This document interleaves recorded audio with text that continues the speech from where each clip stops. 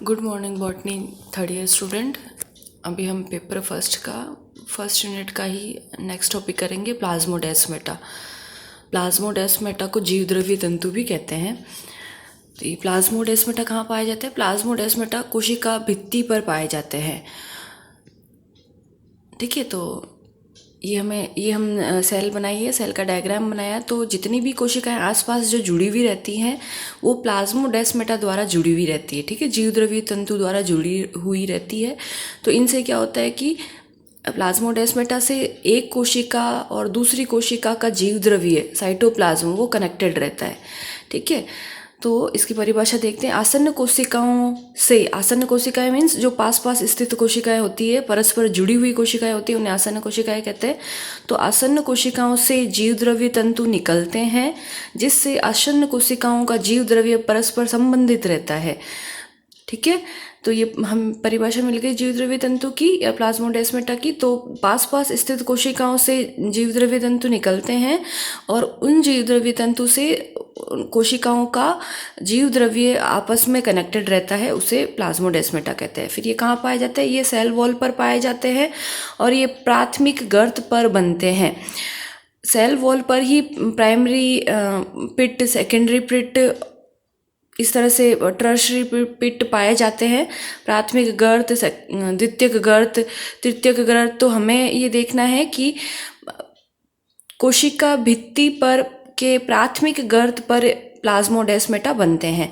ठीक है, फिर इससे क्या है कि इनसे दो कोशिकाओं के जीवद्रव्य की निरंतरता बनी रहती है, एक दूसरे से कनेक्टेड रहता है साइटोप्लाज्म प्लाज्मोडेस्माटा के द्वारा।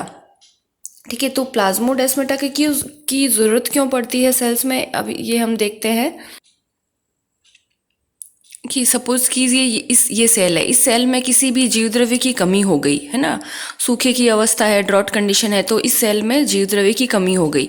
तो ये सेल इस सेल से लिंक्ड है प्लाज्मोडेस्माटा के थ्रू, तो इस सेल का जीवद्रव्य इस सेल में ट्रांसफ़र हो जाता है। ठीक है, तो ये सेल फिर बच जाती है। तो इसलिए कोई भी हार्श कंडीशन आती है जिसमें जीवद्रव्य की कमी हो जाती है, या जीवद्रव्य के अंदर किसी प्रोटीन की, किसी लिक्विड की, ग्लूकोज की, किसी चीज़ की भी कमी हो जाती है, तो पास वाली सेल से प्लाज्मोडेस्माटा के द्वारा वो चीज़ दूसरी वाली सेल में ट्रांसफ़र हो जाती है। ठीक है, तो ये ट्रांसपोर्टेशन के लिए प्लाज्मोडेस्माटा की रिक्वायरमेंट होती है। ठीक है, तो आप इसमें इसका शॉर्ट नोट ही आएगा या फिर डेफिनेशन आएगी, तो आप इसमें लिख सकते हैं। ठीक है, तो प्लाज्मोडेस्माटा प्लांट सेल में ही प्रेजेंट होते हैं।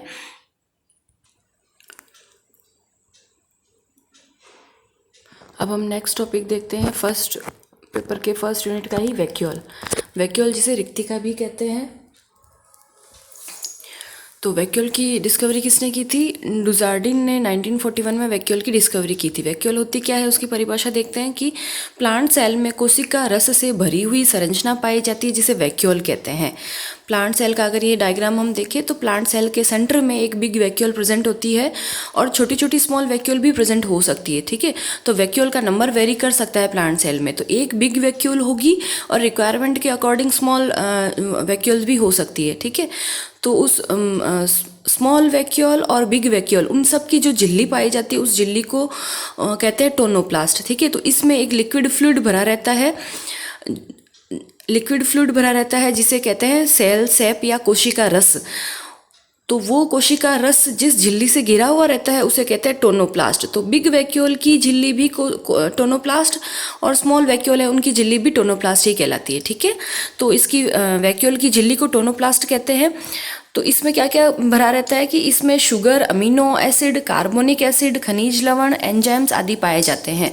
ये सारे कोशिका की रिक्वायरमेंट के प्रोडक्ट हैं, जो भी कोशिका को ज़रूरत होती है वो इसमें फिल रहते हैं,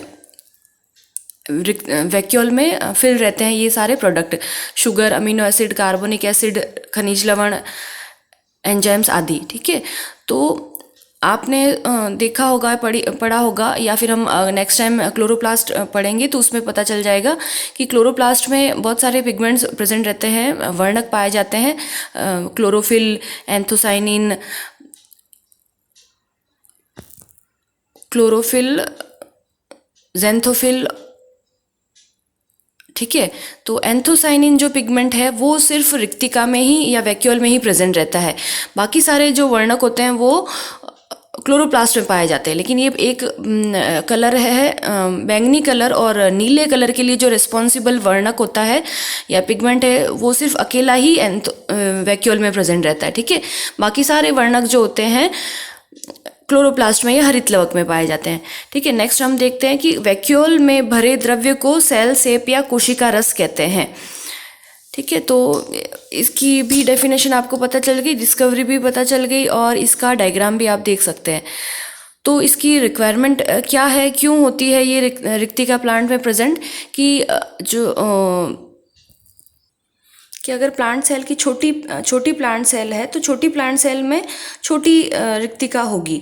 तो जैसे जैसे प्लांट सेल की साइज़ बढ़ती जाएगी रिक्तिका भी बढ़ती जाएगी, ठीक है। तो सेल सेप में या जो हम कोशिका रस है जो रिक्तिका में भरा हुआ है उसमें बहुत सारे डाइजेस्टिव या जिसे हम डाइजेस्टिव प्रोडक्ट भी कह सकते हैं या अपशिष्ट पदार्थ भी कहते हैं वो भी स्टोर रहते हैं, ठीक है। तो सेल में कोई भी प्रोडक्ट बन गया, अब उसकी ज़रूरत नहीं है तो वो रिक्तिका में स्टोर होता चला जाएगा, ठीक है, या वहाँ पे रिक्तिका में ही डाइजेस्ट हो जाएगा। तो इसमें बहुत सारे सब्सटेंस जो है फिल रहते हैं। ये एंथोसाइनिन क्या कार्य करता है कि जो नीले और बैंगनी कलर के जो फ्लावर होते हैं या नीले या जो बैंगनी कलर के जो लीफ होते हैं उनको ये एंथोसाइनिन कलर प्रोवाइड करता है, ठीक है। तो रिक्तिका के हमें बारे में शॉर्ट नोट मिल गया। अब रिक्तिका के कार्य देखते हैं, ठीक है। तो रिक्तिका के कार्य है कि रिक्तिका जो है खाद्य पदार्थों और खनिज लवणों का जो है संग्रहण करती है, ठीक है। रिक्तिका में अब हम रिक्तिका के कार्य देखते हैं कि फर्स्ट इसका कार्य है खाद्य पदार्थों का संग्रहण करना, परासरण दाब बनाए रखना, स्फीति बनाए रखना, उत्सर्जित पदार्थों का संचय करना, एंथोसाइनिन वर्णक का स्टोरेज करना और जीव द्रव्य की सांद्रता बनाए रखना, ठीक है। तो ये डायग्राम है, ये हम एक एक रीड करते हैं कि खाद्य पदार्थों का संग्रहण किस तरह से करेगी। जितने भी रिक्वायरमेंट, जितने भी प्रोडक्ट बन गए तो एक बार प्रोडक्ट बनने के बाद में सेल में जितने भी प्रोडक्ट बन गए वो इसमें रिक्तिका में स्टोर हो जाते हैं। और परासरण दाब बनाए रखना कि दो आसपास दो कोशिकाएं हैं या जो रिक्तिका के बाहर जो जीव द्रव्य है तो उस जीव द्रव्य में और रिक्तिका के द्रव्य में जो है परासरण दाब या ऑस्मोटिक प्रेशर है वो मेंटेन करके रखना, ठीक है। और उसी को ही स्फीति से रिलेट कर देते हैं। तो स्फीति होती है टर्जिडिटी, प्लांट कोशिका जो फूली हुई रहती है तो उस फूली हुई संरचना को मेंटेन करने का कार्य भी रिक्तिका करती है। उत्सर्जित पदार्थों का संचय करना, उत्सर्जित पदार्थ जो होते हैं जो सीक्रेटरी सब्सटेंस है कि जिनको कोशिका की रिक्वायरमेंट नहीं है उनको ये जो कोशिका उनको रिक्तिका अपने अंदर स्टोर करके रखती है और जब भी ज़रूरत होती है तो वो इन कोशिका से बाहर निकाल के रख देती है। तो खाद्य पदार्थों का भी संग्रहण करती है और उत्सर्जित पदार्थों का भी संचय करती है। फिर एंथोसाइनिन पिगमेंट का तो बता ही दिया था आपको कि जो भी पर्पल या ब्लू कलर की लीफ या फ्लावर है उनका जो रिस्पॉन्सिबल पिगमेंट है वो वैक्यूल में स्टोर रहता है।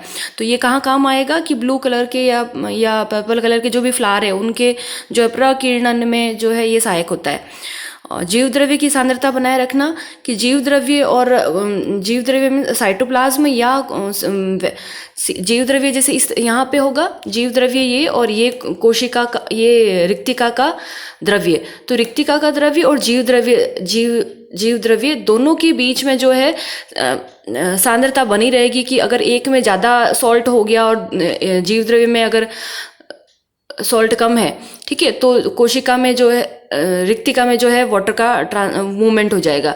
या अगर कोशिका द्रव्य में सॉल्ट की प्रेजेंस ज़्यादा हो गई तो रिक्तिका का जो है वाटर है जो इसको बैलेंस करने के लिए इसको जीव द्रव्य में ट्रांसफर हो जाएगा, ठीक है।